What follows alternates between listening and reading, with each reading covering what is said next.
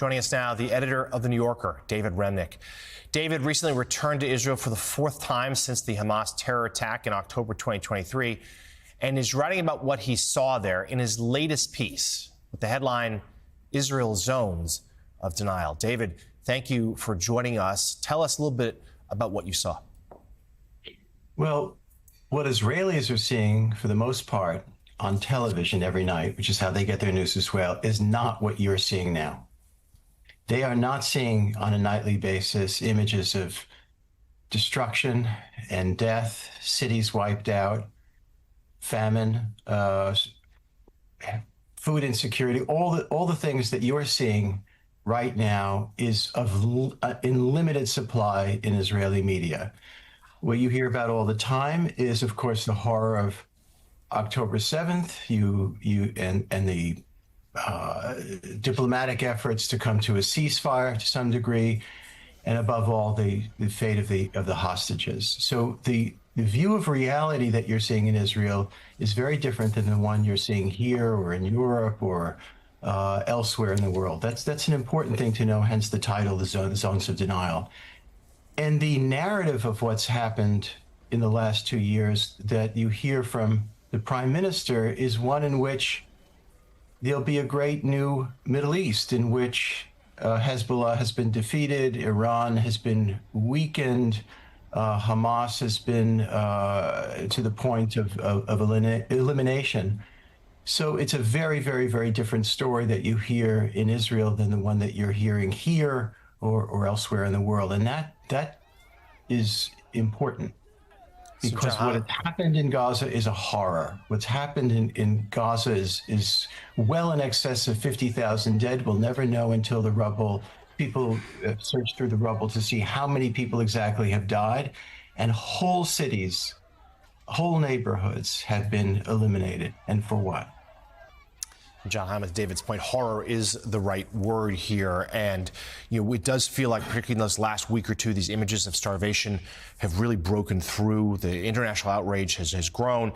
And international groups we heard from yesterday say, yes, it's good that some food came in yesterday, but it's a drop in the bucket for what is needed. So, yeah, David, we were talking about this in the first hour of the show this morning, and it's great that you're on. Congratulations on the piece. And one of the reasons that it's great that you're on is that you are always someone who, in reporting on this region, always has a combination of moral clarity and nuance, right?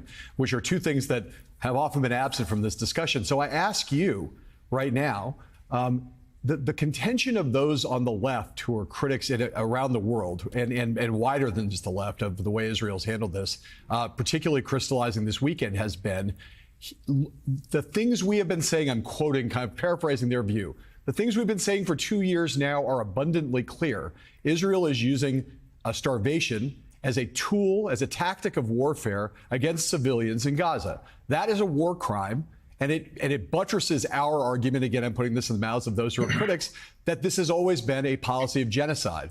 So I ask you, number one, what you saw when you were there. Is it the case that starvation is being used as a tactic against civilians in this war? And do you therefore agree, if that's the answer is yes, that we're getting to the point where we have to be kind of honest about what Israel's doing in Gaza on the question of here's what I can report, John. Thank you. What I can report is that the former prime minister of Israel, Ehud Olmert, calls these war crimes.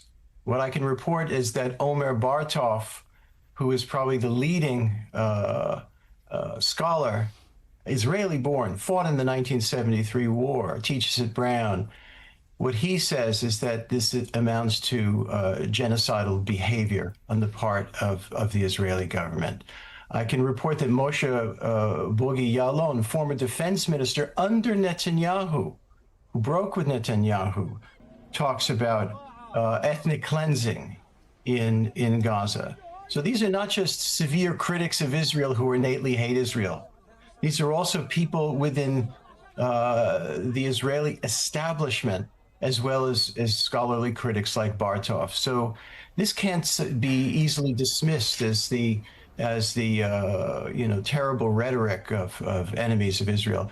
One of the crises that Israel now faces is that its reputation in the world is so immensely diminished, and this has ramifications too. No one doubts. I don't doubt that Israel requires peace and security for itself.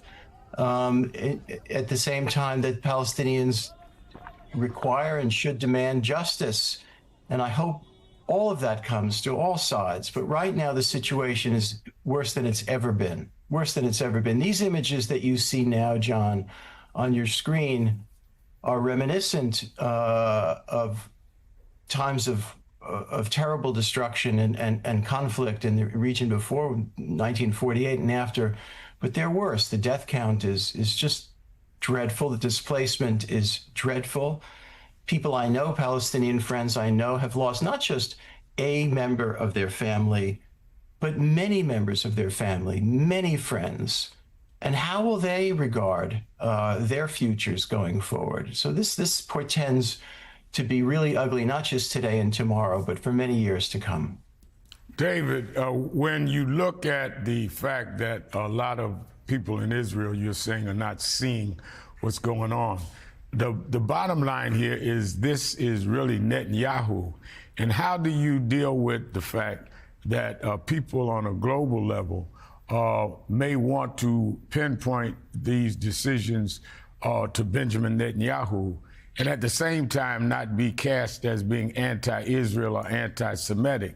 It gives a real kind of complexity, because what Netanyahu's advocating is clearly something you're saying that a lot of people in Israel is not seeing being done. Well, Reverend, 70% of the people in Israel want this war to be over, and they've wanted it to be over for many months. That should be clear. They have wanted this to be over, and because of the complicated politics of Israel and Netanyahu's, I don't know whether to call it masterful use of coalition politics, has allowed his right wing in the coalition to both keep him in power, and he is behaving in obedience to it. If in March, Ben-Gvir and Smotrich, the two ministers who are the farthest and the right in his coalition, said cut off aid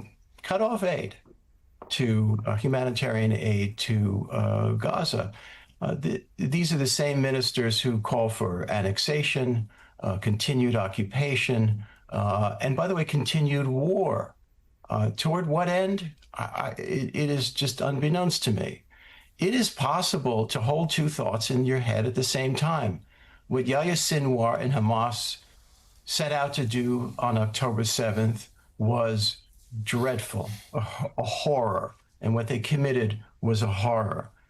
But Israel's prosecution of this war in over these many months will do no great will bring great harm to Israel as well as to Palestinians, and the damage report for it, morally, in a human sense, diplomatically, politically going forward, is going to be dreadful.